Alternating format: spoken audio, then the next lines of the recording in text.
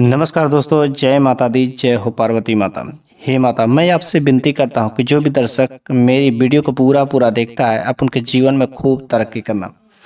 वैसे हिंदू धर्म में हर महीने कोई ना कोई त्यौहार तो आता ही रहता है, जिस दिन जो है हमारे घर की औरतें, जो सुहागिन स्त्रियां होती हैं, वे व्रत करती हैं।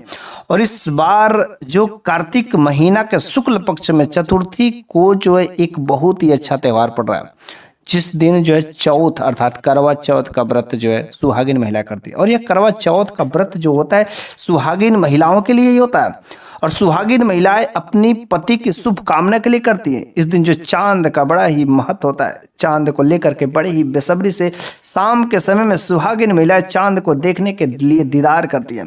वैसे इस व्रत का जो महिलाएं करने वाली होती हैं बड़ी ही भाग्यशाली होती है, और जिस पति पत्नी के बीच में बहुत ही अटूट प्रेम होता है वही महिलाएं इस करवा चौथ का व्रत करती हैं। और जिस पति की अर्थात जिसकी पत्नी करवा चौथ का व्रत करती है वह भी पति बहुत ही भाग्यशाली होता है।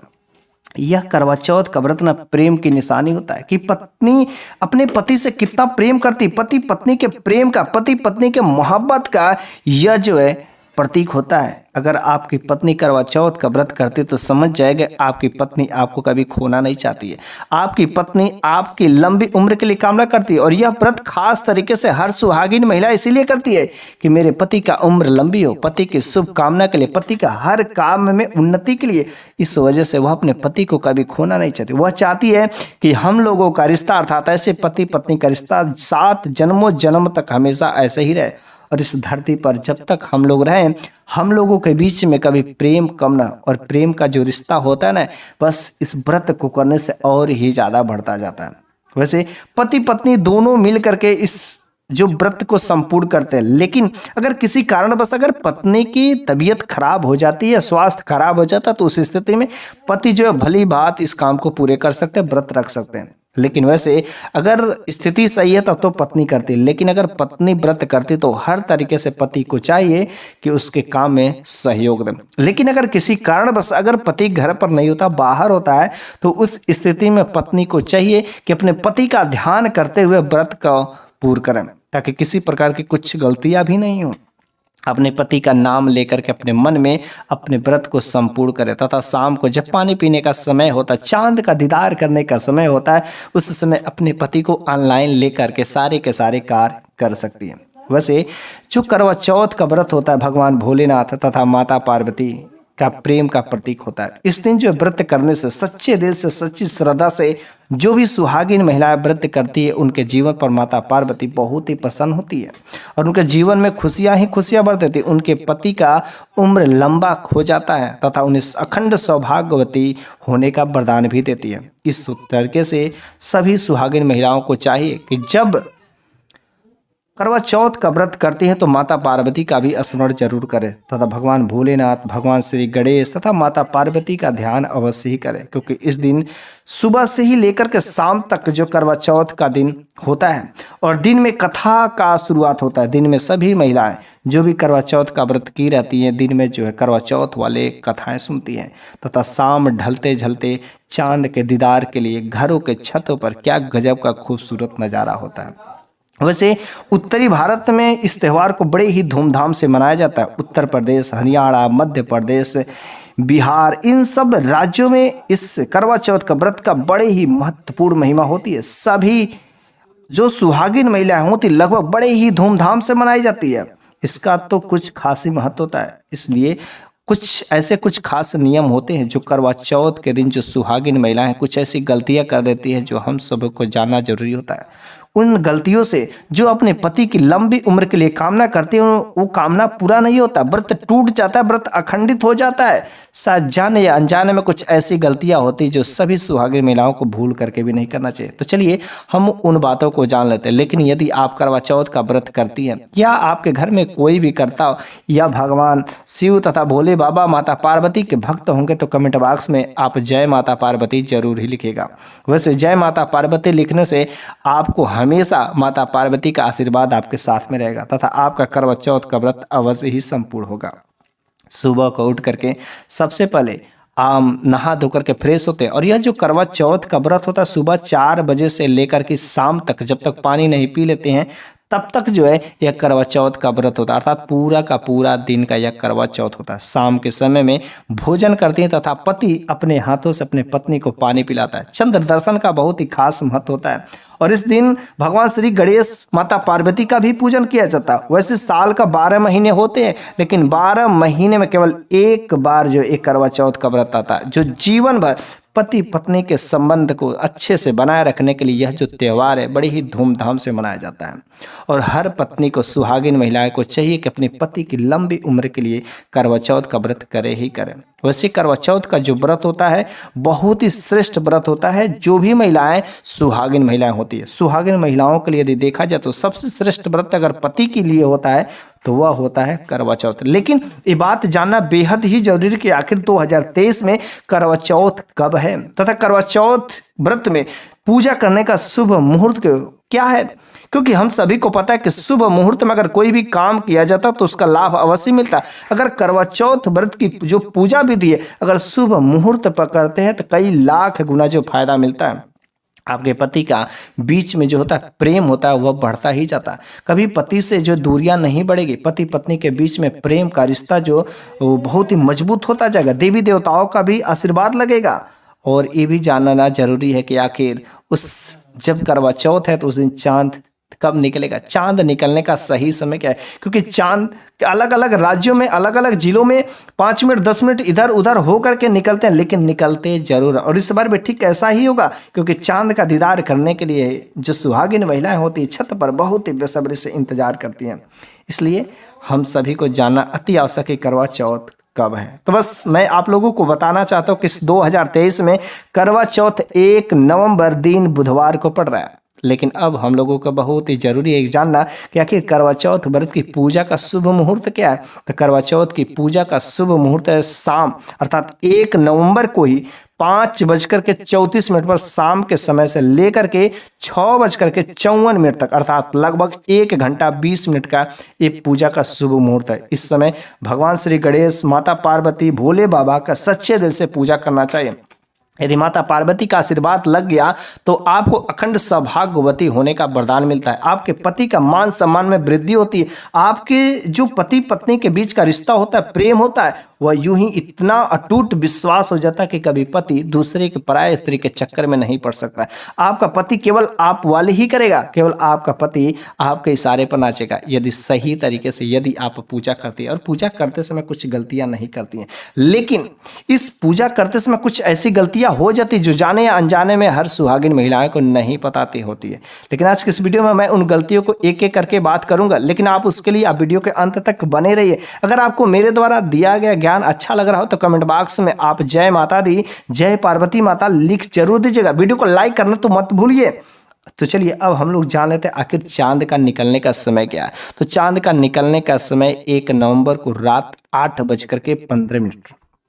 ठीक है, थोड़ा सा देर सवेर हो सकता अलग अलग राज्यों में, लेकिन हर जगह पर चांद निकलेगा ही निकलेगा, क्योंकि चांद के लिए जो बहुत ही बेसब्री से सुहागिन महिलाएं इंतजार करती हैं, इसलिए चांद को निकलना ही पड़ेगा। लेकिन कुछ ऐसी बड़ी गलतियां कर देती जब करवा चौथ का व्रत करती है सुहागिन महिला, तो कुछ ऐसे कपड़े भी होते हैं जो नहीं पहनना चाहिए, कुछ ऐसे चुंदड़ी होते हैं जो सिर पर नहीं रखना चाहिए। महत्वपूर्ण ऐसा व्रत जो होता है सुहागिन महिलाओं का, इस दिन बड़े ही श्रद्धा भाव से तो करती हैं, लेकिन क्या करें कुछ ऐसी गलतियां हो जाती हैं।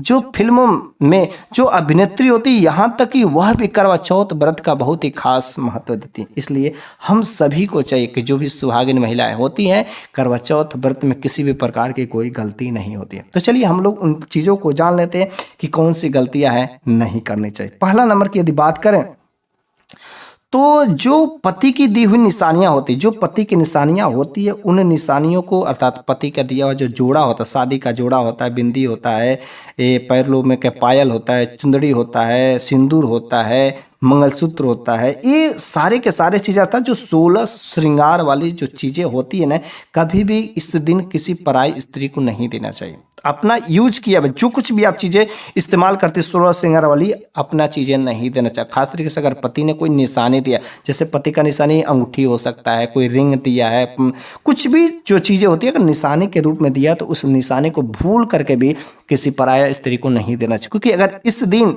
अगर आप अपनी इन चीज़ों को किसी पराया स्त्री को दे देती हैं तो पता नहीं वह उस सामान के साथ क्या कर सकती, हो सकता उसी के बहाने उसी के द्वारा आपका अच्छा भाग्य जो उसके साथ में चला जाता है। तो भूल करके भी ऐसी गलती नहीं करना।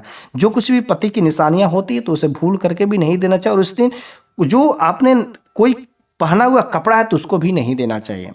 नया वस्त्र आप दे सकते हैं, नया श्रृंगार दान कर दे, लेकिन यूज किया हुआ सामान कुछ भी नहीं देना चाहिए, वरना आपके पति पर संकट आ सकता है। आपके पति पत्नी के बीच में जो प्रेम का रिश्ता है उसमें कहीं ना कहीं दरार आ सकता है। आपका पति किसी पराया स्त्री के चक्कर में पड़ सकता है। तो भूल करके भी अपने पति के द्वारा जो कुछ भी निशानियां होती, जो शादी का जोड़ा मिला होता, उन चीजों को भूल करके भी इस दिन किसी पराई स्त्री को नहीं देना चाहिए। वैसे जब करवा चौथ का दिन आता है तो बड़े ही धूमधाम से कुछ दिन पहले से ही तैयारी की जाती है। और अब तो करवा चौथ आने वाला ही है। तो रह गई बात आखिर कौन सा कपड़ा पहनना चाहिए, क्योंकि जिससे कपड़े को पहनने से पति पर किसी प्रकार का संकट है। हमारे पति पत्नी के बीच में जो प्रेम का रिश्ता होता है हमेशा बना, सभी पत्नियां यही चाहती हैं कि पति पत्नी के बीच का प्रेम का जो रिश्ता होता है हमेशा बना रहे। लेकिन कुछ ऐसी गलतियां हो जाती है जिसकी वजह से जानबूझ करके अनजाने में यूं ही उनको भुगतना पड़ता है। तो आखिर कौन सा कपड़ा नहीं पहनना चाहिए। वैसे जो स्त्रियां होती, जो सुहागिन महिला होती, इस दिन जो लाल जोड़े में बहुत ही अच्छी लगती हैं। और जब शादी होता है तो शादी के उपरांत जो है किसी भी लड़की को लाल जोड़े में ही विदा किया जाता है। और लाल जोड़ा बहुत ही शुभ होता है।